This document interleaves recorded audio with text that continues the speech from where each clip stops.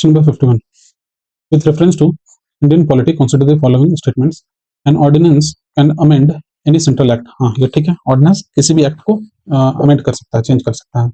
N ordinance can abridge a fundamental, नहीं नहीं ये नहीं, फंडामेंटल राइट क्योंकि बेसिक स्ट्रक्चर है तो इसको नहीं हटाया जा सकता है. तो ये टू तो गलत है, तो टू गलत हो गया, तो ये रॉन्ग, ये रॉन्ग, ये रॉन्ग. आंसर इसका हो जाएगा 1 and 3. और थर्ड जो ऑप्शन देख लेते हैं, an ordinance come into effect from a back date. हाँ क्या प्रीपोन किया जा सकता है, तो स्टेटमेंट आंसर होगा इसका सी. नेक्स्ट है स्टेट और उसका डिस्क्रिप्शन दिया हुआ है. पहला Arunachal Pradesh, the capital is named after a fort and the state has 2 national parks. हाँ ठीक है, ये जो अरुणाचल प्रदेश का जो कैपिटल है ये है ईटानगर, ठीक है, ईटानगर.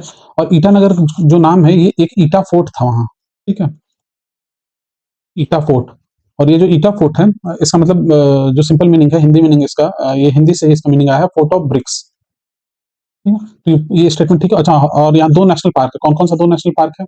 तो पहला है आपका नामदम्फा, नामदम्फा नेशनल पार्क, और सेकंड है आपका मौलिंग, मौलिंग नेशनल पार्क. दोनों अरुणाचल प्रदेश में, और अरुणाचल प्रदेश में सिर्फ 2 ही है, नामदम्फा और ये है मौलिंग नेशनल पार्क. क्लियर है? चलिए, तो पहला तो सही है. सेकंड देखते हैं, Nagaland, Nagaland the state came into existence on the basis of a constitutional amendment act. हाँ ठीक है, ये जो नागालैंड है ये आपका 13th कॉन्स्टिट्यूशन अमेंडमेंट एक्ट 1962 से बना था, और इसी के कारण 371 ए को इंसर्ट किया गया था कॉन्स्टिट्यूशन में, ठीक है. और इसको स्टेटहुड जो है ये 1963 में स्टेटहुड मिला है, ठीक है, स्टेटहुड. क्लियर है? फिर है त्रिपुरा के रिगार्डिंग, तो ये भी सही, ये भी सही. Tripura initially part C state. अच्छा, ये स्टेट रीऑर्गेनाइजेशन के समय का बात हो रहा है, ये पार्ट सी में का ये पार्ट था. और ये सब जो है ये आपका लक्ष्मीकांत में प्रॉपर दिया हुआ है ये चीज. It became a centrally administered territory with the reorganisation of the states in 1956 and later attended the status of full fledged state. हाँ ये भी स्टेटमेंट सही है. और इसको त्रिपुरा को फुल फ्लेज्ड स्टेट कब मिला? तो ये 1972 में मिला, और ये जो था ये 20th स्टेट के रूप में बनाया गया इसको, ठीक है. तो तीनों स्टेटमेंट सही, तो इसका आंसर हो जाएगा all the 3. Question number 53. With reference to India, consider the following: Inter-State Council, the National Security Council, और Zonal Council. Question बोल रहा है how many of the above were established as per the provision of Constitution of India. अच्छा, Constitution of India के according कौन कौन सा establish किया गया है? तो इंटर-स्टेट काउंसिल तो आपका है, हाँ ये है आपका आर्टिकल 263. नेशनल सिक्योरिटी काउंसिल नहीं, और जोनल काउंसिल नहीं. जोनल काउंसिल तो स्टेट रीऑर्गेनाइजेशन एक्ट के तहत आया है, स्टेट रीऑर्गेनाइजेशन एक्ट जो 1956 में बनाया गया था उसके अकॉर्डिंग है, ठीक है. और ये भी एग्जीक्यूटिव ऑर्डर के थ्रू बनाया गया था, ठीक है. तो इसका जो करेक्ट आंसर होगा ये होगा सिर्फ इंटर-स्टेट काउंसिल, ओनली 1. इसका आंसर हो जाएगा ए. फिर नेक्स्ट क्वेश्चन है 54. The constitution of India explicitly mentions that in certain spheres the governor of a state acts in his और हर डिस्क्रिप्शन. हाँ ये स्टेटमेंट ठीक है. आर्टिकल 163 में गवर्नर का पावर दिया हुआ है, और इसमें ये चीज बोला गया है कि जो गवर्नर है उसको कॉन्स्टिट्यूशनल डिस्क्रिप्शन भी है और सिचुएशनल डिस्क्रिप्शन भी है, सिचुएशनल डिस्क्रिप्शन भी है. अनलाइक सिचुएशनल डिस्क्रिप्शन जो है ये आपको प्रेसिडेंट को नहीं है, प्रेसिडेंट ऑफ इंडिया जो है उनको नहीं है सिचुएशनल डिस्क्रिप्शन. तो ये हो गया आपका फर्स्ट स्टेटमेंट जो है ये करेक्ट है. Second, the president of India can of his or her own reserve a bill passed by a state legislature for his her consideration without it being forwarded by the governor of the state concerned. नहीं नहीं ऐसा नहीं है. ये statement यहाँ पे होगा governor जो स्टेट का है, जो स्टेट का गवर्नर है वो प्रेसिडेंट के पास भेजता है, ठीक है, और उसके बाद जो है उसको रिजर्व करता है. तो ये गलत है, और ये आपका आर्टिकल 200 में, और ये भी बहुत न्यूज में रहा है, ठीक है. आर्टिकल 200 तमिलनाडु वाला जो केस हुआ था उसको लेकर ये न्यूज में था. तो स्टेटमेंट 2 रॉन्ग है, तो आंसर हो जाएगा ए ओनली. चलिए question number 55. Separation of judiciary. अच्छा, ये प्रोविजन दिया हुआ है और ये बोल रहा है किसके अंदर में है? तो separation of judiciary from executive in the public sphere of the state, ये डायरेक्टिव प्रिंसिपल है. हाँ ये है डायरेक्टिव आर्टिकल 50. आर्टिकल 50 जो है ये एग्जीक्यूटिव और जुडिशियरी को क्या करता है? सेपरेट करता है. ये सेपरेशन ऑफ पावर का प्रिंसिपल है. नेक्स्ट है valuing and preserving of the rich heritage of our composite culture. हाँ ये भी ठीक है. ये आपका है आर्टिकल 51 में, 51F, ठीक है. और ये आपका फंडामेंटल ड्यूटी के अंदर आता है. आर्टिकल 51 में फंडामेंटल ड्यूटी है, उसी का जो F सब सेक्शन है उसमें ये चीज लिखा हुआ है. फिर है prohibition of employment of children below age of 14 years. ये आपका फंडामेंटल, हाँ, और ये है चिल्ड्रन का जो प्रोविजन है ये आपका आर्टिकल 24 में है, और आर्टिकल 23 में है. 23 और 24 जो है ये है राइट अगेंस्ट एक्सप्लॉयटेशन और आर्टिकल 23 में है आपका फोर्स्ड लेबर से रिलेटेड, फोर्स्ड लेबर। ठीक है, तो तीनों स्टेटमेंट सही है, तो ऑल द थ्री होगा आंसर। अब नेक्स्ट क्वेश्चन देखते हैं, क्वेश्चन नंबर 56। एक minute.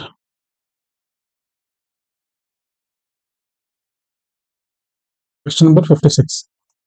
With reference to the Constitution of India, if an area in a state is declared as scheduled area under the fifth schedule, the state government loses its executive power in such areas and a local body assumes total administration. नहीं, total administration नहीं ले पाता है, ये statement गलत है। ऐसे में तो फिर एनआरकी फैल जाएगा ना, तो ये स्टेटमेंट गलत है।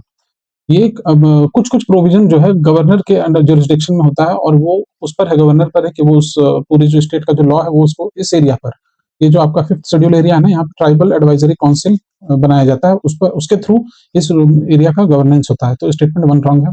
The union government can take over the total administration of such areas under certain circumstances on the recommendation of the governor. नहीं, ये भी रॉन्ग है। टोटल एडमिनिस्ट्रेशन ये बहुत रॉन्ग है, ठीक है, ये गलत स्टेटमेंट है, तो ये भी रॉन्ग है। तो इसका आंसर हो जाएगा सॉरी नाइदर 1 और 2। ठीक है, दोनों में से दोनों ही गलत है। इसमें ये चीज समझ लीजिए कि ये जो फिफ्थ शेड्यूल का बात कर रहा है, ये फिफ्थ शेड्यूल जो है ये आपका 10 स्टेट्स में है, अभी टोटल 10 स्टेट्स में है। और ये आपका पहला चीज। दूसरा चीज, ये जो फिफ्थ शेड्यूल के अंदर जो गवर्नर है उसको ज्यादा पावर होता है एज कम्पेयर टू जो वहाँ का जो एडमिनिस्ट्रेशन है, सॉरी जो एग्जीक्यूटिव बॉडीज है, उसके रिस्पेक्ट में जो गवर्नर है उनको ज्यादा पावर होता है, और वो ही इस एरिया में क्या रेगुलेट करना है उस चीज को देखते हैं। ठीक है, और ट्राइबल एडवाइजरी काउंसिल को बनाया जाता है लोकल एडमिनिस्ट्रेशन के लिए। ठीक है, चलिए question number 57। The national automotive board, ये बोल रहा है ये करने, अच्छा करेक्टली मैच पूछ रहा है, तो ministry of commerce and industry, नहीं, ऑटोमोटिव बोर्ड जो है ये आपका मिनिस्ट्री ऑफ हेवी इंडस्ट्री इसमें आता है। ठीक है, ये इसमें आएगा। कोयर बोर्ड हेवी इंडस्ट्री में आएगा, कभी कभी नहीं आएगा, तो ये भी गलत है। कोयर बोर्ड जो है आपका कॉमर्स से रिलेटेड है, कॉमर्स और इंडस्ट्री। और national centre for trade information आपका इसमें क्यों होगा, एमएसएमई का तो ये पार्ट नहीं है, ये इसका नहीं है, तो इसका आंसर क्या होगा, तीनों रॉन्ग है, तो आंसर डी होगा। ठीक है, question number 58। Consider the following subjects under constitution. अच्छा, लिस्ट 1 जो है यूनियन लिस्ट का, ये आपका 7th शेड्यूल में आता है। तो हाँ, ये तो ठीक है, क्योंकि यूनियन लिस्ट, स्टेट लिस्ट और कंकरेंट लिस्ट, ये तीनों किस में आता है, यूनियन लिस्ट, ये तीनों आपका आता है 7th शेड्यूल में, तो ये चीज तो ठीक है, पहला ठीक है। Extent of the executive power of the state, extent जो है एग्जीक्यूटिव पावर स्टेट का, क्या बोल क्या रहा है, एक मिनट पूरा क्वेश्चन देख लेते हैं कुछ। क्वेश्चन यहाँ लिखा हुआ है, ये बोल रहा है फॉर अ कॉन्स्टिट्यूशनल अमेंडमेंट, अच्छा, with respect to which of the above ratification by the legislature of not less than 1/2 of the states is required before presenting the bill to the अच्छा, देखिए क्वेश्चन ये बोल रहा है article 368 का बात कर रहा है। आर्टिकल 368 में दो तरह का कॉन्स्टिट्यूशन अमेंडमेंट है, एक तो होता है आपका स्पेशल मेजोरिटी, ठीक है, और एक है आपका सिंपल मेजोरिटी। ठीक है, सिंपल मेजोरिटी, तो जो स्पेशल मेजोरिटी का जो बात है, स्पेशल मेजोरिटी, इसमें भी दो प्रोविजन है। एक होता है कि सिर्फ स्पेशल मेजोरिटी मतलब जो प्रेजेंट है, सॉरी जो 2/3 जो प्रेजेंट है उनका जो रेटिफिकेशन के थ्रू होता है, पहला। और दूसरा होता है कि अगर किसी तरह का फेडरल स्ट्रक्चर में अगर चेंज होगा तो उस केस में 50% जो स्टेट्स है उनका भी रेटिफिकेशन चाहिए होता है। तो ये जो क्वेश्चन है ये इससे रिलेटेड है, तो किस किस प्रोविजन में, हाँ ये देखिए 7th शेड्यूल जो है इसमें फेडरल स्ट्रक्चर पर चेंजेस होगा, इसलिए ये तो होगा ही। Extent of executive power of state, executive power of state से डायरेक्टली फेडरल पर किसी तरह का असर नहीं होगा, तो ये गलत है। और ये condition of the governors power, हाँ ये है, क्योंकि जो गवर्नर का जो पावर होता है, नहीं एक मिनट सॉरी, ये वाला जो है ये है आपका इस प्रोविजन के अंदर, ये गवर्नर वाला जो केस है ये गलत है, तो इसका आंसर होगा 1 और 2। ठीक है, इसको थोड़ा सा एक बार फिर से देख लीजिए। आर्टिकल 368 के अंदर ये जो हाफ स्टेट्स का जो प्रोविजन है, इसमें फेडरल स्ट्रक्चर में अगर किसी तरह का चेंजेस होता है तो उसके लिए ये चीज है। तो जो पहला वाला है ये तो क्लियर कट है। दूसरा वाला स्टेटमेंट है extent of executive power of state, तो ये स्टेटमेंट सही है। क्यों? क्योंकि अगर स्टेट का, देखिए यहाँ पर ध्यान से देखिए, स्टेट का एग्जीक्यूटिव पावर अगर चेंज करेंगे तो फेडरल स्ट्रक्चर में चेंजेस आएगा। ठीक है, फेडरल स्ट्रक्चर में चेंजेस आएगा, जिसके कारण की इसके केस में भी स्टेट का आपको रेटिफिकेशन चाहिए। तो आंसर हो जाएगा 1 और 2, इसका आंसर हो जाएगा 1 और 2। चलिए 59, with reference to Indian polity, consider the following statement: the governor of a state is not answerable to any court for the exercise and performance of the power of his or power duties। हाँ ये statement ठीक है, ये statement ठीक है, ये governor के पास इस तरह का पावर है। फिर no criminal proceeding shall be instituted और continued against the governor during his her term of office, ये भी सही है। सिविल केसेस किया जा सकता है लेकिन क्रिमिनल केसेस नहीं होगा, तो ये स्टेटमेंट सही है। members of state legislatures are not liable to any proceedings in any court in respect of anything said within this house. ये स्टेटमेंट भी सही है. अनलाइक यूके में, ब्रिटेन में जो ये कॉन्सेप्ट है, वहां पर जो मिनिस्टर्स होते हैं वो रिस्पॉन्सिबल होते हैं अपने एक्ट के लिए. तो ये चीज इंडिया में नहीं है. ठीक है, तो तीनों स्टेटमेंट सही है.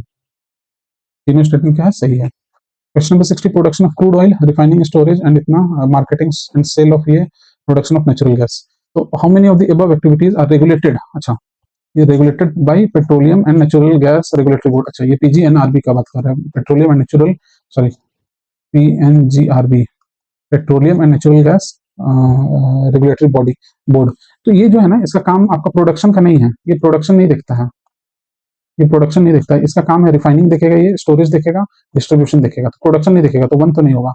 अच्छा, ठीक है. और ये मार्केटिंग देखेगा, सेल भी देखेगा, प्रोडक्शन नहीं देखेगा. क्रूड ऑयल और नेचुरल गैस दोनों का ये प्रोडक्शन को नहीं देखता है. तो 1 और 4 दोनों गलत है. तो आंसर होगा 1 एंड 3. तो ओनली 2. क्लियर है? अच्छा, ये प्रोडक्शन का काम कौन देखती है? ये देख लीजिए. जो प्रोडक्शन का जो काम है, जो प्रोडक्शन का काम है, ये देखता है आपका डायरेक्टोरेट जनरल ऑफ हाइड्रोकार्बन. ठीक है, ये उनका काम है ये चीज को देखना, प्रोडक्शन. ठीक है. Question number 61.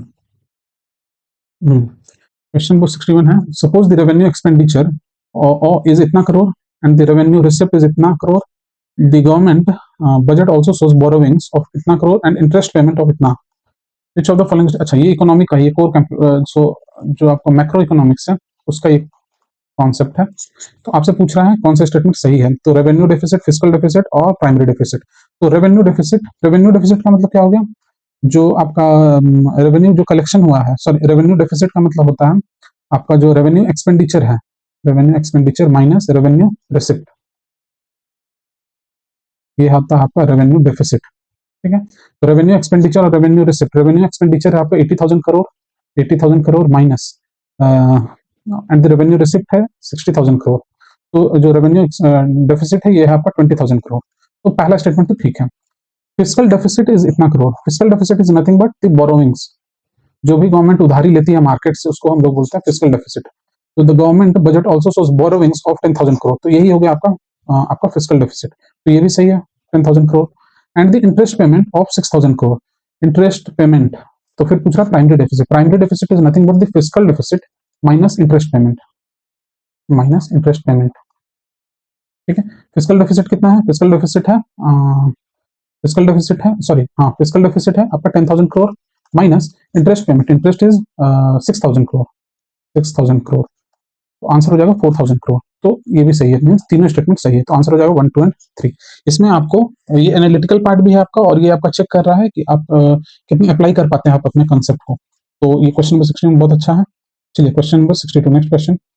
India is one of the founding members of the International North-South Transport Corridor, a multimodal transportation corridor which will connect. अच्छा, कनेक्टिविटी जो प्रोजेक्ट है international north south transport corridor. अच्छा, इसमें हो क्या रहा है? ये इंडिया को जोड़ेगा आपका सेंट्रल एशियन नेशंस के थ्रू यूरोप तक. ठीक है, यही कॉन्सेप्ट है इसमें.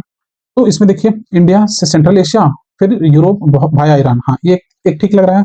नेक्स्ट देखते हैं, India to Central Asia via China. नहीं, इसी को तो काउंटर करने के लिए ये स्टेप लिया गया है. तो चाइना तो नहीं होगा. India to South East Asia through Bangladesh. नहीं, साउथ ईस्ट एशिया में ये चीज नहीं है. साउथ ईस्ट एशिया के लिए इंडिया का अलग प्रोजेक्ट है. जैसे आपका कालादान प्रोजेक्ट है, कालादान मल्टी मॉडल प्रोजेक्ट है. ठीक है. फिर है BIN, Bangladesh India Nepal project. ठीक है, ये सब है आपका साउथ ईस्ट एशिया के लिए. फिर है आपका India to Europe through Azerbaijan. ये भी नहीं होगा, क्योंकि अजरबैजान, अगर आप यूरोप, ठीक है, यूरोप आप जा रहे हैं अजरबैजान के थ्रू, लेकिन अजरबैजान जो है ये आपका यूरोप की तरफ चला जाएगा, लेकिन हमको सेंट्रल एशिया जाना है. तो सेंट्रल एशिया वाला जो है आंसर ए होगा इसका. क्लियर है. तो 62 हो गया. क्वेश्चन नंबर 63 देखिए.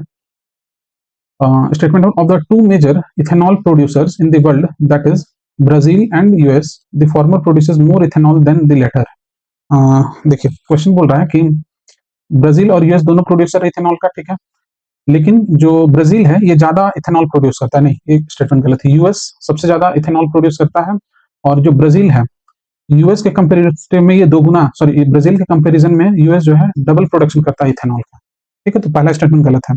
Second, unlike in the US, where corn is principal feedstock for ethanol production, sugarcane is the principal feedstock for ethanol production. हाँ, ये ठीक है।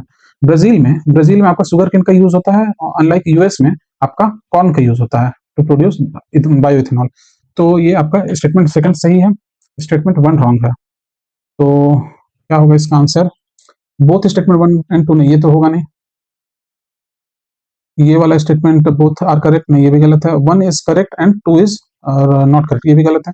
आंसर इसका होगा डी, क्योंकि स्टेटमेंट वन रॉन्ग है और स्टेटमेंट टू करेक्ट है। इसका आंसर हो जाएगा डी। एक सेकंड इसको erase कर लेते हैं।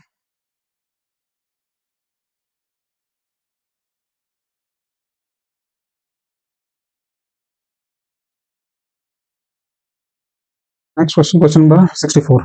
The World Bank, the World Bank warned that India could become one of the first places where wet bulb temperature routinely exceeds 35 degree Celsius. अच्छा, वेट बल्ब टेम्परेचर से क्या समझते हैं? वेट बल्ब टेम्परेचर जो है ना, ये क्या है वेट बल्ब टेम्परेचर?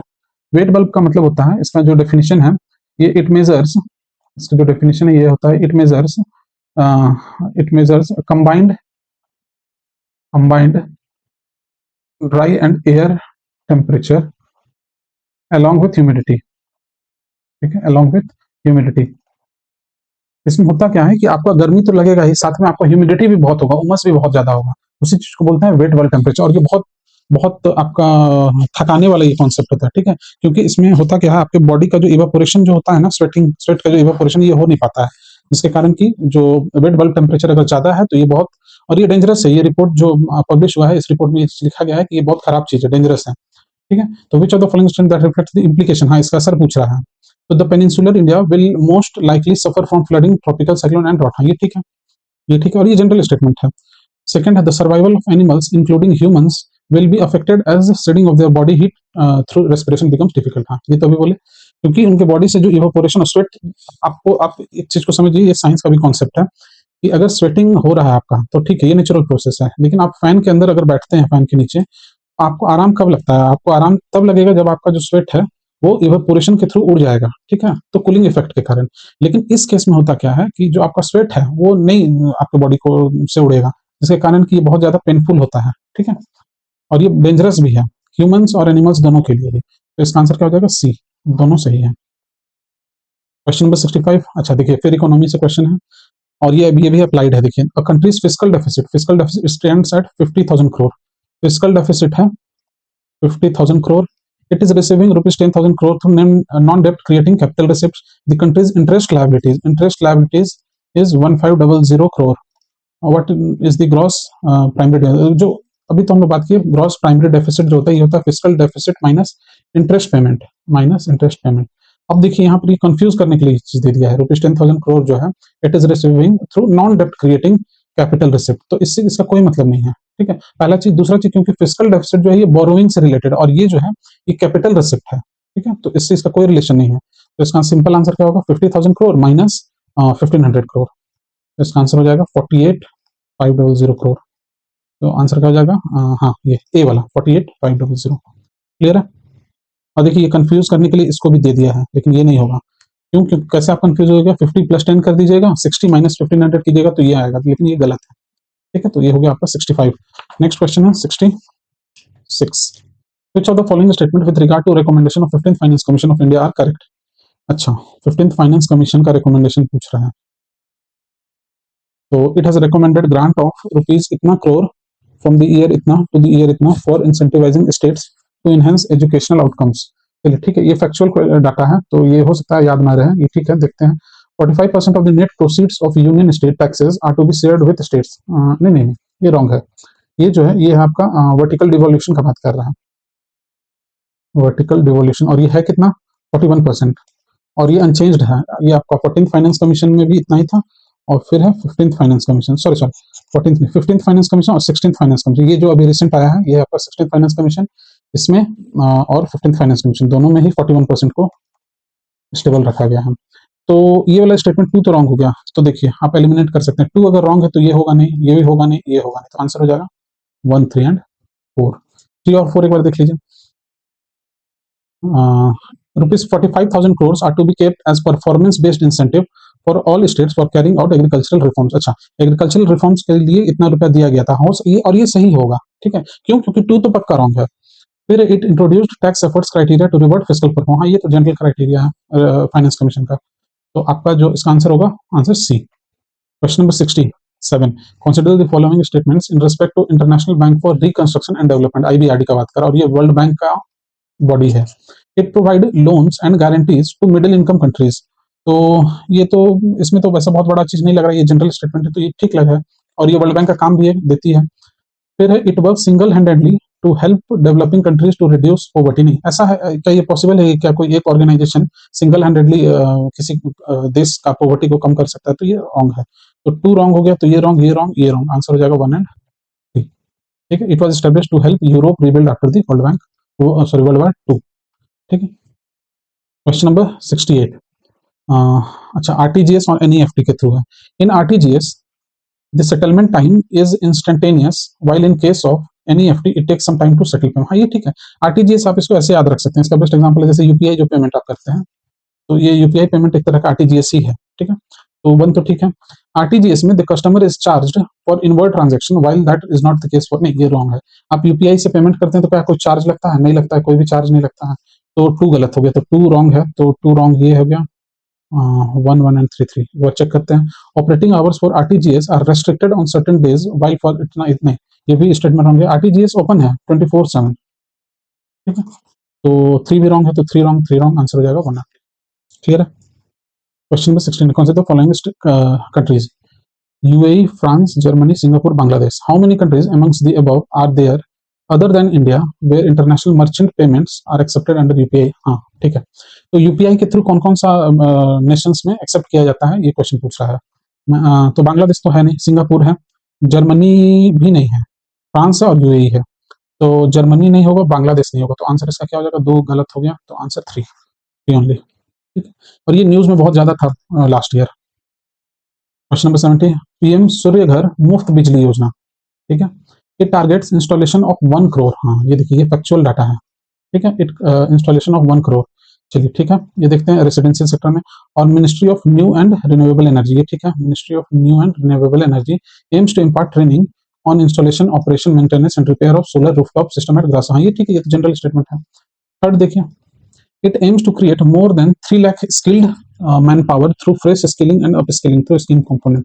ये भी देखिए फैक्ट है, 3 लाख को, और ये और ये 3 दोनों जो फैक्ट है, ये दोनों सही है, और ये तो सही है ही, तो इसका आंसर हो जाएगा 1, 2 एंड 3, तीनों स्टेटमेंट सही है। ठीक है, अब आते हैं हम लोग next question, question number 71, sedition has become my religion was the famous statement given by Mahatma Gandhi at the time of, तो sedition has become my religion ये कब इन्होंने बोला था, ये बोले थे दांडी मार्च के समय, दांडी मार्च, तो आंसर इसका चंपारण होगा नहीं, publicly violating salt law at Dandi, RTC नहीं, ये भी नहीं होगा, launch of quit India movement नहीं, इसका आंसर हो जाएगा बी।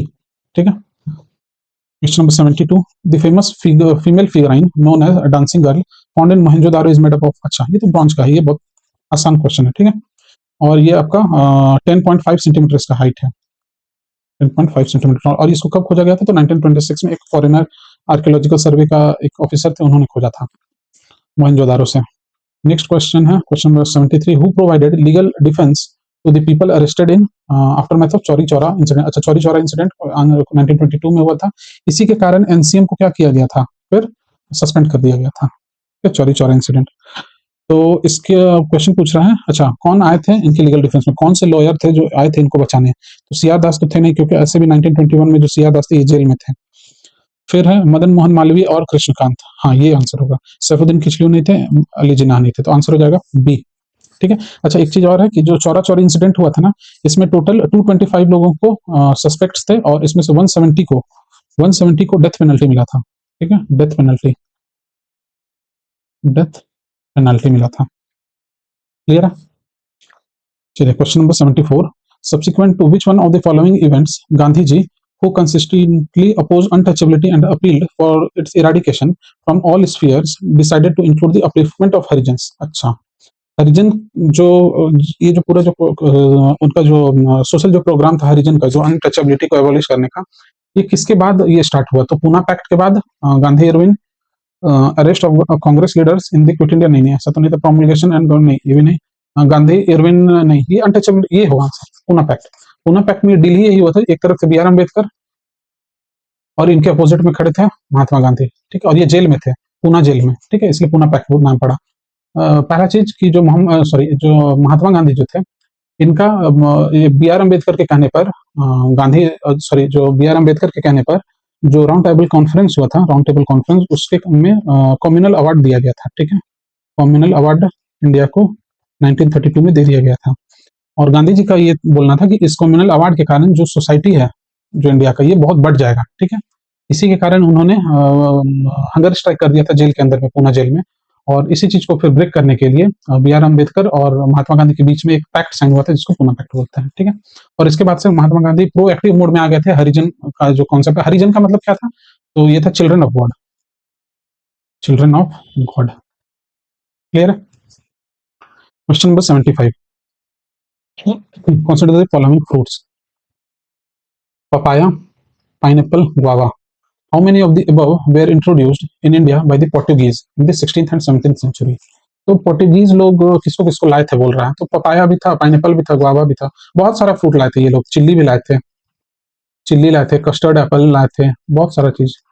और ये आपका एनसीईआरटी की जो 11 का एनसीईआरटी हिस्ट्री का, उसमें लास्ट पेज में दिया हुआ है। चिल्ली लाए थे, कस्टर्ड एप्पल, फिर स्वीट पोटैटो, ठीक है, स्वीट पोटैटो जिसको शकरकंद बोला जाता है, फिर पंपकिन, पंपकिन ये, और ये एक बार और क्वेश्चन पूछा है ये इसी तरह का, ठीक है।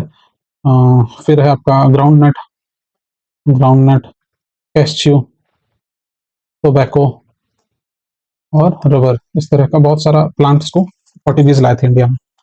तो इसका आंसर क्या होगा, तीनों, ऑल द थ्री। क्लियर है। Question number 76, consider the following countries, how many of the above countries have more than 4 time zones. अच्छा, इसके लिए आपको ज्योग्राफी का कॉन्सेप्ट, कोर कॉन्सेप्ट आपको जानना होगा, ज्योग्राफी और इंटरनेशनल रिलेशन दोनों ही। क्यों? क्योंकि इसमें जो है, ये सिर्फ जो एक देश को अगर आप देखिएगा और उससे आप डिसाइड नहीं कर सकते हैं टाइम जोन।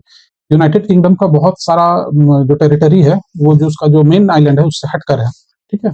तो यूनाइटेड किंगडम में क्या बोल रहे, 4 टाइम जोन से ज्यादा, जैसे इंडिया में सिर्फ एक टाइम जोन है, जो सॉरी जो स्टैंडर्ड ग्रीनविच जो टाइम है, वो प्लस 5.30 आवर्स, ये है इंडिया के केस में। लेकिन यूके केस में, क्योंकि उसका टेरिटरी बहुत सारा इधर उधर है, तो यूके के केस में लगभग लगभग 7-8, अब अप्रोक्स 9 के है, हाँ 9 है, ठीक है। डेनमार्क का भी 5 है, न्यूजीलैंड का भी 5 है, ऑस्ट्रेलिया का भी 5 या 9 है, 9 है, ऑस्ट्रेलिया का भी 9 है।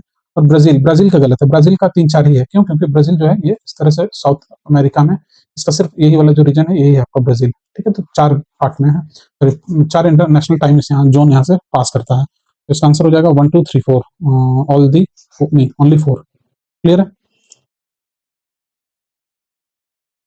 नेक्स्ट क्वेश्चन है question number 77, Anadyr in Siberia and Nome in Alaska are few kilometers from each other, but when people are waking up and getting set for breakfast in their cities, it would be different days। हाँ ठीक है, क्यों? क्योंकि बीच में आपका bearing straight आ जाता है, bearing straight, और बेरिंग स्ट्रेट से ही इंटरनेशनल डेट लाइन पास करती है। तो ये देखिए, ये अगर इस तरह से इसको समझिए, ऐसे समझना होगा आपका, ये आपका अफ्रीका वाला पार्ट है, ये आपका एशिया का पार्ट है, और ये हो गया आपका साउथ अमेरिका, ये हो गया आपका ये चीज, ठीक है। अब पढ़िए क्वेश्चन को। अनादिर इन साइबेरिया, साइबेरिया कहाँ है? यहाँ रशिया के पास है, इस तरफ साइबेरिया। और नोम इन अलास्का, अलास्का कहाँ है? अलास्का आपका कहाँ पर होगा? इस तरफ होगा अलास्का, यहाँ पे ये वाला पार्ट जो है ये आपका अलास्का। तो यहाँ पर है साइबेरिया, और यहाँ है आपका अलास्का। तो are few kilometres from each other, but when people are waking up and getting set for breakfast in this city, it would be different days. Sorry, यहाँ से इंटरनेशनल डेट लाइन पास करती है। तो जब भी कोई इंटरनेशनल डेट लाइन को पास करेगा, तो क्या होगा? डेट चेंज हो जाएगा। तो पहला स्टेटमेंट जो है ये एकदम सही है। दूसरा statement, when it is Monday in Anadyr, it is Tuesday in Nome. नहीं, जैसे ही आप डेट लाइन को, सॉरी जैसे आप इंटरनेशनल डेट लाइन क्रॉस करते हैं ना, वो एक डे का लॉस होता है, 1 डे का क्या होता है? लॉस होता है, ठीक है। और ये बहुत अच्छा क्वेश्चन पूछा गया है। तो when it is Monday in Anadyr, it is Sunday in Nome. यहाँ अगर मंडे होगा तो यहाँ पर संडे होगा। क्लियर है। क्योंकि अगर आप इंटरनेशनल डेट लाइन के पहले, अगर जैसे आप पूरे एशिया में अगर ट्रैवल कीजिएगा, तो यहाँ पर है आपका यूके, ठीक है, यहाँ पर है आपका यूके। यहाँ से अगर आप वेस्ट के सॉरी ईस्ट की तरफ आइएगा तब आपका एडवांस होता है टाइम, लेकिन इंटरनेशनल डेट लाइन को अगर आप क्रॉस कर जाइएगा तो डे लॉस में चला जाता है। ये कोर कॉन्सेप्ट है जियोग्राफी का, ठीक है। और ये इस तरह का क्वेश्चन अभी तक नहीं पूछा गया है, बहुत अच्छा क्वेश्चन है, क्वेश्चन नंबर 77। चलिए, तो सेकंड तो रॉन्ग हो गया, तो आंसर हो जाएगा इसका one only. Question number 78, who among the following was the founder of the self respect movement. ये तो आसान क्वेश्चन है, क्या हो जाएगा इसका? पेरियार। जो पेरियार जो थे, ये आपका केरला रीजन का बात हो रहा है, ठीक है। और इन्होंने वुमेन एजुकेशन, बहुत सारा जो सोशल मूवमेंट है उस पर काम किया था, वुमेन एजुकेशन, टेम्पल एंट्री, ठीक है, टेम्पल एंट्री मूवमेंट भी इन्होंने चलाया था।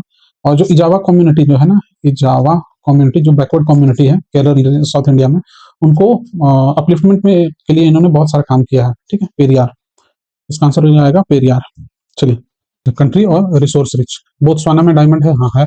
चिल्ले में लिथियम है, ये भी है, क्योंकि चिल्ले से ही आपका इंडिया का एक साइन हुआ है एबीसी ट्रायंगल, और ये लिथियम रिच है। ए से हो गया आपका अर्जेंटीना, बी से आपका हो गया बोलीविया वाला रीजन, और सी है आपका चिले। तो ये आपका लिथियम रिच है, इसलिए इसको बोला जाता है एबीसी ट्रायंगल, ठीक है, साउथ अमेरिका में है। इंडोनेशिया निकल, हाँ, Indonesia one of the largest है, वन ऑफ द लार्जेस्ट नहीं, लार्जेस्ट, लार्जेस्ट प्रोड्यूसर है वर्ल्ड का, ठीक है, वर्ल्ड्स लार्जेस्ट प्रोड्यूसर ऑफ निकल। तो तीनों स्टेटमेंट सही है, तो all the three. Question number 80, मालोरोका, मालोरका, अच्छा मालोरका जो है ये आपका इटली में नहीं, ये आपका स्पेन में है। नॉर्मंडी, ये तो ये इस पर मूवी भी है नॉर्मंडी, ठीक है, ये आपका फ्रांस का पार्ट है। और सार्डिनिया ये है आपका इटली में। तो तीनों के तीनों गलत है, इनकरेक्ट है तीनों, तो आंसर इसका हो जाएगा नॉन, ठीक है। और सार्डिनिया क्यों इंपॉर्टेंट है? क्योंकि सार्डिनिया जो है इटली का सबसे बड़ा, सॉरी जो मेडिटेरेनियन रीजन है, मेडिटेरेनियन जो रीजन है, वहां पर सबसे बड़ा आइलैंड जो है वो है सिसिली, ये भी इटली का पार्ट है, और सेकंड में आता है ये सार्डिनिया। फर्स्ट स्टेटमेंट है कि some rare earth elements are used in the manufacture of flat television screens and computer monitor, ठीक है। Some rare earth elements have phosphorescent property, ये भी ठीक है। फॉस्फोरेसेंट प्रॉपर्टी का ये एक सब क्लासिफिकेशन है फोटो इल्यूमिनेसेंस का, फोटो इल्यूमिनेसेंस। इसका मतलब होता है कि वैसा एलिमेंट्स जिस पर लाइट अगर इंसिडेंट होगा, अगर उस पर लाइट पड़ेगा तो उसमें जो इलेक्ट्रॉन का जो है वो एनर्जी रेडिएट करता है, जिसके कारण वो चमकता है, उसी को बोलते हैं फॉस्फोरेसेंट। और ये स्टेटमेंट सही, ये भी सही, और ये इसको जस्टिफाई कर रहा है, ठीक है। तो इसका आंसर होगा both 1 and 2 are correct, and 2 explains statement 1 A. चलिए, नेक्स्ट है question number 82, consider the following statement. National railway have prepared national rail plan to create a future ready railway system by 2028, नहीं है, by 2030 है, ठीक है। ये Indian railway का vision था, बाय 2030 जो है ये वर्ल्ड क्लास इंफ्रास्ट्रक्चर देंगे, तो ये 2030 होगा, तो वन तो गलत हो गया। अच्छा, नॉट करेक्ट पूछ रहा है यहाँ पर, देखिए वन गलत है, ये भी गलत, तो ये गलत, ये गलत, तो आंसर इसमें देखते हैं फिर। कवच is an automatic train protection system developed in collaboration with Germany. नहीं नहीं, ये गलत है, ये इंडिजीनियस टेक्नोलॉजी है, कवच जो है ना, ये इंडिजीनियस टेक्नोलॉजी। हाँ, जर्मनी का कुछ यूज किया गया था चिप, लेकिन वो आपका इंडिजीनियस जो टेक्नोलॉजी है ये आपका इंडिजीनियस है, ठीक है। तो टू तो होगा नहीं, टू करेक्ट स्टेटमेंट है, सॉरी स्टेट डेवलपमेंट, हाँ ये भी रॉन्ग है, क्योंकि जर्मनी है, तो टू भी रॉन्ग हो गया, तो 1 2 या तो ये हो सकता है या फिर ये हो सकता है। थर्ड देखते हैं, कवच systems consist of RFID tag fitted on tracks in station section, हाँ ये ठीक है, ये स्टेटमेंट सही है। तो RFID मतलब रेडियो फ्रीक्वेंसी आइडेंटिफिकेशन सिस्टम के लिए RFID रेडियो फ्रीक्वेंसी का यूज होता है इसमें। तो गलत है 1 और 2, तो नॉट करेक्ट मींस आंसर हो जाएगा ए 1 and 2। क्वेश्चन नंबर 83 है, consider the following space mission, ठीक है। Axiom 4, SpaceX और Gaganyaan, how many of the above missions given above encourage and support microgravity research। अच्छा, माइक्रोग्रेविटी रिसर्च, अच्छा माइक्रोग्रेविटी होता क्या है, इसको थोड़ा सा देख लीजिए। माइक्रोग्रेविटी ये अभी बहुत न्यूज में है, क्योंकि बहुत सारा अभी प्रोजेक्ट चल रहा है स्पेस स्टेशन को लेकर। तो माइक्रोग्रेविटी का इसका बेस्ट एग्जांपल ऐसे इसको आप समझ सकते हैं, जैसे अभी जो ग्रुप कैप्टन जो थे शुभांशु शुक्ला जो थे, ठीक है, शुभांशु शुक्ला जो थे, ये जब अभी स्पेस में गए थे, इंटरनेशनल स्पेस स्टेशन में जब गए थे, और जब ये वहां से लौटे थे तो इनको चलने में थोड़ा दिक्कत हो रहा था, ठीक है। और इसके कारण कुछ दिन का इनको ट्रेनिंग दिया गया था। तो होता क्या है, बॉडी जो है ना, क्योंकि स्पेस में जो ग्रेविटी है वो ना के बराबर होता है, तो उसके कारण जो बॉडी का जो मसल है वो कॉन्ट्रैक्ट और एक्सपेंड सही से नहीं कर पाता है, मतलब बॉडी का जो बायोलॉजिकल फंक्शनिंग है वो गड़बड़ा जाता है। उसी कॉन्सेप्ट बोलते हैं माइक्रो ग्रेविटी। माइक्रो ग्रेविटी मतलब हो गया ग्रेविटी, और माइक्रो का मतलब हो गया ग्रेविटी के अगेंस्ट में काम करता है बॉडी। तो उसी तरह आप देखेंगे सुनीता विलियम्स, तो सुनीता विलियम्स जब स्पेस से आई थी तो वो चल ही नहीं पा रही थी, क्यों? क्योंकि वो बहुत ज़्यादा दिन, एक ताला की बहुत ज़्यादा दिन वो रही थी, और जो स्पेस का जो असर है, वो उनके बॉडी में कंप्लीटली हावी हो गया था, जिसके कारण की दिक्कत हो रहा था। Over the time, period of time, फिर वो रिकवर कर गई, लेकिन ये दिक्कत होता है। तो इसी को सब बोलता है माइक्रोग्रेविटी। तो और ये पूछ रहा है, ये किस स्पेस मिशन में ये चीज़ तीनों अफेक्ट होता है माइक्रोग्रेविटी के कारण? तो इसमें भी होगा, स्पेसएक्स में भी होगा, गगनयान में भी होगा, तो आंसर हो जाएगा ऑल द थ्री। ठीक है, चलिए नेक्स्ट क्वेश्चन है इंडिया का डिफेंस सेक्टर से। अच्छा, ये एयरक्राफ्ट का टाइप है और ये डिस्क्रिप्शन है, डॉर्नियर 228। हाँ, ये तो ठीक है, ये मैरीटाइम पेट्रोल एयरक्राफ्ट है, हाँ ये ठीक है, और ये एचएएल द्वारा बनाया गया है, हिंदुस्तान एरोनॉटिक लिमिटेड, एचएएल। ये है IL-76 सुपरसोनिक कॉम्बैट, नहीं नहीं, ये है आपका कैरियर, ठीक है, एयरक्राफ्ट, सॉरी, ये कैरियर है, मतलब एयरलिफ्ट का है ये, सॉरी कैरियर नहीं, एयरलिफ्ट के लिए यूज होता है, और इसको यूएसएसआर का है ये, ठीक है। फिर है C-17 ग्लोब मास्टर, ये तो बहुत फेमस है, जो सबसे बड़ा आप देखते हैं, ये मिलिट्री एयरक्राफ्ट है ये, ठीक है। और ये यूएस का है, इसको बोइंग बनाती है, ठीक है। तो इसका आंसर क्या हो जाएगा?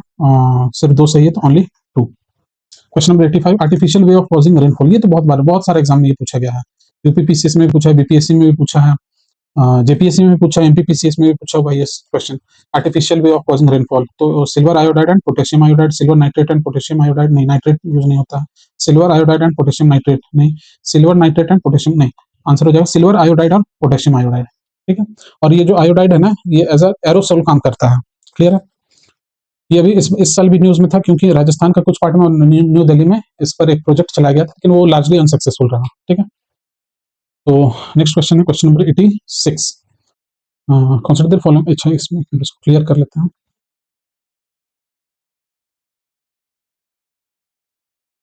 Question number 86, consider the statement with regard to pardoning power of president of India. Pardoning power कहाँ पर? प्रेसिडेंट का आर्टिकल 72 में है, ठीक है। तो the exercise of this power by president can be subjected to limited judicial review, हाँ limited judicial review, ठीक है statement.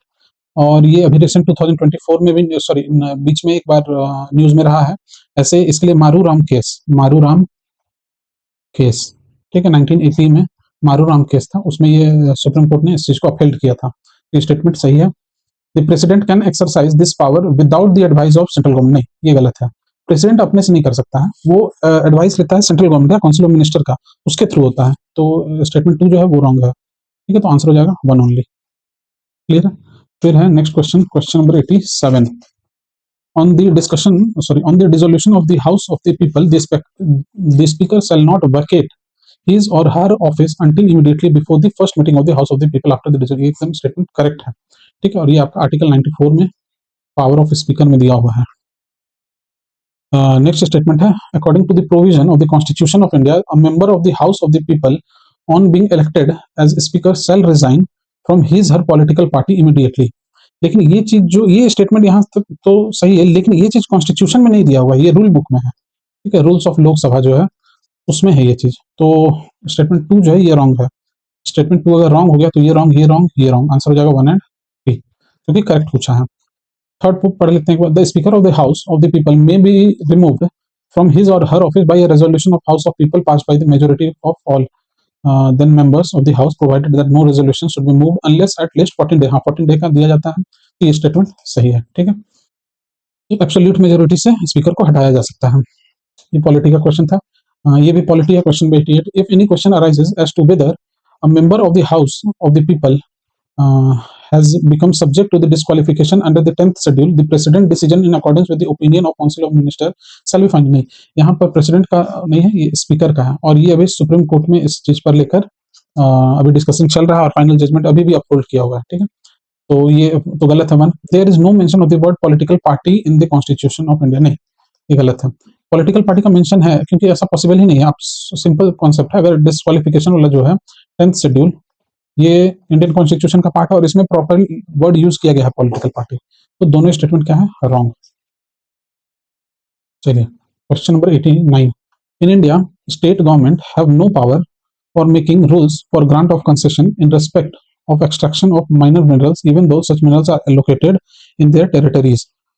In India, state governments have no power for making rules for grant of concession in respect of extraction of minor minerals. नहीं ये गलत है, minor minerals के लिए overall responsibility किसका है? तो स्टेट गवर्नमेंट का ही है, ठीक है। तो पहला स्टेटमेंट रॉन्ग है, तो पहला रॉन्ग है। सेकंड देखते हैं, in India the central government has the power to notify minor minerals under the relevant law. हाँ ये ठीक है, तो 1 रॉन्ग है, तो आंसर इसका डी होगा। क्योंकि देखिए जो मेजर मिनरल है ना, माइनर मिनरल का ओवरऑल रिस्पॉन्सिबिलिटी जो है वो स्टेट गवर्नमेंट के पास होती है। नोटिफाई इसको भले ही सेंट्रल गवर्नमेंट करती है, लेकिन इसका जो रिस्पॉन्सिबिलिटी एक्सट्रैक्शन और इसके लिए, तो इस तरह का जब तक स्टेट गवर्नमेंट या फिर पैसा के अंदर अगर कोई एरिया है तो उसमें ग्राम सभा से परमिशन लेना पड़ता है। तो इसका आंसर डी होगा। नेक्स्ट क्वेश्चन है 90, which organization has enacted national restoration law to tackle climate change and biodiversity loss. तो ये है, ये फैक्चुअल क्वेश्चन है, इसका आंसर यूरोपियन यूनियन होगा। ठीक है, चलिए नेक्स्ट क्वेश्चन है, ये भी पॉलिटी का question number 91, consider the following state. Panchayat at the intermediate level exist in all state. नहीं नहीं, ऐसा नहीं है, सभी स्टेट्स में नहीं है। अगर ये प्रोविजन है कॉन्स्टिट्यूशन में, अगर किसी भी स्टेट में लेस देन 20 लाख पॉपुलेशन है तो ये मैंडेटरी नहीं है। ठीक है, ये वॉलंटरी है। अगर वो स्टेट इंटरमीडिएट लेवल, जो आपका ब्लॉक लेवल पर जो बॉडी है वो बना भी सकती है, नहीं भी। अच्छा, ये आर्टिकल 243B में है मेंशन 3 टियर गवर्नमेंट का। ठीक है, 3 टियर जो गवर्नमेंट सिस्टम है इसका मेंशन। तो फर्स्ट तो रॉन्ग हो गया, तो फर्स्ट रॉन्ग हो गया, ये भी रॉन्ग हो गया, ये भी रॉन्ग हो गया। To be eligible to be a member of panchayat at the intermediate level a person should attain age of 30। नहीं, 30 नहीं है, ये 21 ईयर्स का प्रोविजन। तो 2 भी रॉन्ग है, तो 1 2 दोनों रॉन्ग हो गया। तो या तो ये हो सकता है, क्योंकि नॉट करेक्ट पूछा है क्वेश्चन, तो या तो ये होगा और नहीं तो या तो डी होगा। Third statement, the chief minister of a state constitutes a commission to review the financial position of panchayats at the intermediate levels and to make recommendation regarding the distribution of net proceeds of taxes and duties leviable by the state। नहीं नहीं, ये आपका finance commission का बात कर रहे हैं, state finance commission, और ये चीफ मिनिस्टर इसको कॉन्स्टिट्यूट नहीं करता, ये गवर्नर करता है। तो थर्ड भी रॉन्ग है, तो तीनों के तीनों स्टेटमेंट क्या है, रॉन्ग है, तो आंसर डी होगा। चलिए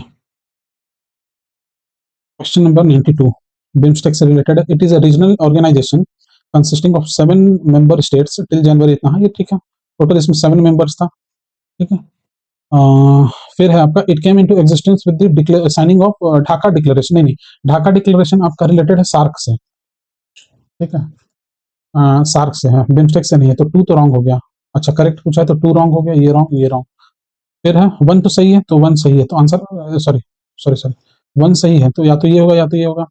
फिर है third statement, Bangladesh, India, Sri Lanka, Thailand and Nepal are founding member states of BIMSTEC. Founding member जो है इसमें, नहीं नहीं, ये गलत है। म्यांमार जो है इसमें, इसमें दो है। पहला कि नेपाल जो है ये 2004 में इसका मेंबर बना है। ठीक है, 2004 में, तो नेपाल इसका फाउंडिंग मेंबर नहीं है, तो नेपाल नहीं होगा, तो ये स्टेटमेंट रॉन्ग है। तो स्टेटमेंट 3 भी रॉन्ग हो गया। फिर स्टेटमेंट 4, इन बिम्स्टेक दिस सब sector of tourism is led by India. नहीं नहीं, टूरिज्म का जो है ये आपका थाईलैंड है, सॉरी सॉरी नेपाल है, नेपाल। ठीक है, इंडिया के पास सिक्योरिटी का जो कैटेगरी है ना, सिक्योरिटी का जो सेक्टर है वो इंडिया के पास है। जैसे काउंटर टेररिज्म हुआ, ट्रांसनेशनल क्राइम हुआ, डिजास्टर मैनेजमेंट है, एनर्जी सिक्योरिटी, ये इंडिया के पास है। तो 4 भी रॉन्ग है, तो आंसर इसका 1 ओनली। ठीक है, question number 93, who amongst the following are members of jury to select the recipients of Gandhi peace prize. तो गांधी पीस प्राइज के लिए प्रेसिडेंट नहीं होता है, प्राइम मिनिस्टर है। ठीक है, चीफ जस्टिस है, और लोकसभा के ऑपोजिशन लीडर, ये भी होगा। तो 1 नहीं होगा इसमें, तो 1 नहीं होगा, तो 2 3 4 आंसर सी। ठीक है, ठीक है, next question, question number 94, GPS added geo augmented navigation Gagan system uses a system of ground station to provide necessary augmentation. Which of the following studies are correct in respect of Gagan? It is designed to provide additional accuracy and integrity। हाँ, ये ठीक है, और ये India के चारों तरफ 1500 kilometre तक ये एप्लीकेबल है। ठीक है, इसका यूज किया जा सकता है। फिर it will allow more uniform and high quality air traffic management, ये भी सही है। और it will provide benefits only in aviation but not in other modes of transport. नहीं, ये रॉन्ग है। आप गगन सिस्टम का यूज कार में भी यूज कर सकते हैं, बाइक में भी यूज कर सकते हैं। ठीक है, तो ये स्टेटमेंट रॉन्ग है, आंसर्स का 1 और 2 होगा। तो 3 रॉन्ग है, 3 रॉन्ग है, ये D option. Sorry, next question है, consider the following statement regarding AI action summit. अच्छा हाँ, ये पेरिस में हुआ था, इससे पहले ये सेकंड समिट था। ठीक है, फर्स्ट समिट जो था, जो फर्स्ट समिट था वो आपका ब्रिटेन में हुआ था। ठीक है, ब्लैटचले करके एक जगह है वहां। तो देखते हैं, इसमें पढ़ते हैं, को chaired with India the event builds on the advances made at the, हाँ ये ब्लैटचले पार्क समिट हेल्ड इन इतना and the Seoul summit held in 2024। अच्छा सॉरी, इसका मतलब है कि ये थर्ड था, फर्स्ट था ये समिट, सेकंड था सियोल में समिट हुआ था, और थर्ड था आपका ये जो पेरिस में हुआ था। तो ये स्टेटमेंट सही है। सेकंड है along with other countries US and UK also signed the declaration on inclusive and sustainable, नहीं यूएस और यूके दोनों ने एब्सटेन किया, साइन नहीं किया था। तो वन ओनली आंसर हो जाएगा, one only. Question number 96, international year of women farmer. अच्छा अच्छा, इस मैच करना है तो हाँ ये फैक्ट ठीक है, ये सब फैक्चुअल था। 26 में था, और सस्टेनेबल और resilient tourism 27, international year of peace and trust 2025, और ईयर ऑफ एस्टेरॉयड अवेयरनेस 2029। तो ये चारों सही है। ठीक है, ये फैक्चुअल क्वेश्चन था, और ये करंट अफेयर्स से क्वेश्चन था। ठीक है, इसी चैनल में आपको मिल जाएगा करंट अफेयर्स भी, और वो एकदम क्रिस्प है, और उतना ज्यादा आपको टाइम भी नहीं लगेगा, तुरंत आप रिवीजन कर सकते, 2-3 बार वीडियो देखिएगा तो पूरा रिवाइज हो जाएगा। क्वेश्चन नंबर 97 ब्रिक्स के रिगार्डिंग है। तो 16th ब्रिक्स समिट जो है ये कजान में हुआ था, रशिया में, ये भी सही है। Indonesia has become a full member of BRICS, हाँ ये सही है, इंडोनेशिया नया मेंबर बना है ब्रिक्स का।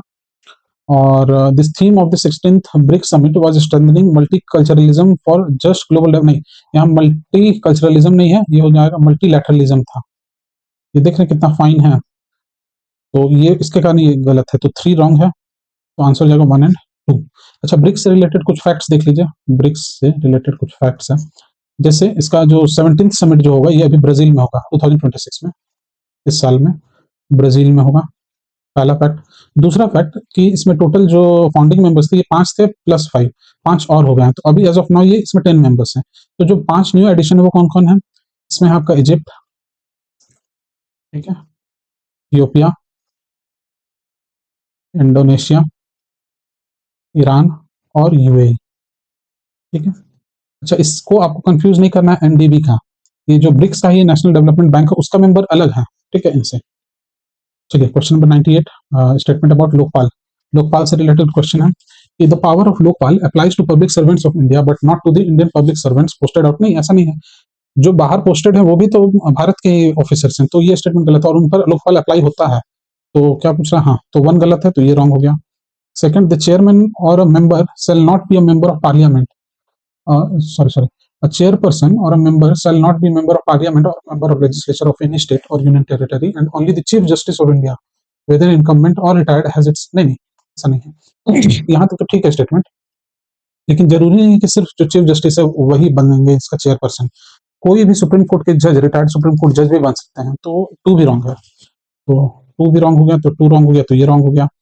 थर्ड देखिए, अ चेयरपर्सन और a member shall not be a person of less than 45 years of age, हाँ ये एक सही है। On the date of assuming office as chairperson, हाँ ये सही है, 45 ईयर्स मिनिमम एज होना चाहिए चेयरपर्सन का, जो 3 सही है। हाँ, एक ही ऑप्शन बचा, 3 सही है, 4 तो होगा नहीं, देख लेते हैं। Lokpal can not inquire into the allegation of corruption against prime minister, नहीं ऐसा नहीं है, जो prime minister, ex prime minister और जो सिटिंग प्राइम मिनिस्टर, दोनों के अगेंस्ट में लोकपाल में एलिगेशन लग सकता है करप्शन का, ठीक है। और यही एक बहुत बड़ा डेवलपमेंट था रिगार्डिंग प्राइम मिनिस्टर के को लेकर, ठीक है। इसी के कारण बहुत साल तक लोकपाल एंड लोकायुक्त एक्ट जो है ये पास नहीं हुआ, फाइनली 2013 में पास हुआ। चलिए नेक्स्ट क्वेश्चन, सेकंड लास्ट है। Consider the following statement in respect of first kho kho world cup. अच्छा, first kho kho world cup, तो it was event held in Delhi, हाँ ये ठीक है। सेकंड स्टेटमेंट है, India men beat Nepal with score of 78-40, अच्छा हाँ ये गलत है, ये दोनों को इसमें स्वाइप किया गया है, ठीक है। ये नंबर यहाँ पर होगा, ये होगा यहाँ पर, मतलब इंडिया वाला जो मेन वाला जो था वो 54-36 बाई था, और ये 78-40 था मेन वुमेन का, ठीक है, इंडियन। और इसमें दोनों में ही इंडिया, मेन और फीमेल दोनों कैटेगरी में ही इंडिया जीता था खो खो में, ठीक है, फर्स्ट वर्ल्ड कप। तो इसका आंसर हो जाएगा ए, 1 ओनली। चलिए last question, in the finals of the 45th chess olympiad, 45th chess olympiad held in 2024, Gukesh Domaraju became the world's youngest winner after defeating the Russian player Ian Nepomniachtchi, नहीं ये गलत है, ये डिंग लिरेन को हराए थे, ठीक है, डिंग लिरेन, डिंग लिरेन। तो 1 तो गलत हो गया, तो 1 तो रॉन्ग हो गया। Abhimanyu Mishra, an American chess player, holds the record of becoming world's youngest ever grand master, हाँ ये सही है, ठीक है। और ये जो अभिमन्यु मिश्रा जो है ना, ये आपका इंडियन ओरिजिन का है, लेकिन अभी यूएस में सेटल है, अमेरिकन सिटीजन है, ठीक है, लेकिन ओरिजिन इंडियन है। अच्छा, ये पहला फैक्ट। दूसरा कि ये जो 45th चेस ओलंपियाड जो हुआ था ये कहाँ हुआ था, तो बुडापेस्ट में हुआ था, हंगरी, बुडापेस्ट हंगरी, ठीक है। तो इसका आंसर क्या हो जाएगा, बी, 2 ओनली, ठीक है। तो ये हम लोग का 2025 को जो पीवाईक्यू था ये कंप्लीट हुआ। फिर इसी तरह का 2024 ईयर वाइज भी हम लोग अपलोड करेंगे वीडियो, लेकिन साथ साथ इसमें 1979 से 2025 तक का जो सेक्टर वाइज जो है, टॉपिक वाइज पीवाईक्यू डाला हुआ है इसी चैनल में। अगर आप इंटरेस्टेड हैं तो उसको भी चेक कर सकते हैं। ठीक है, अगर आपको कंटेंट अच्छा लगा हो तो वीडियो को लाइक कीजिए और चैनल को सब्सक्राइब कीजिए। Thank you.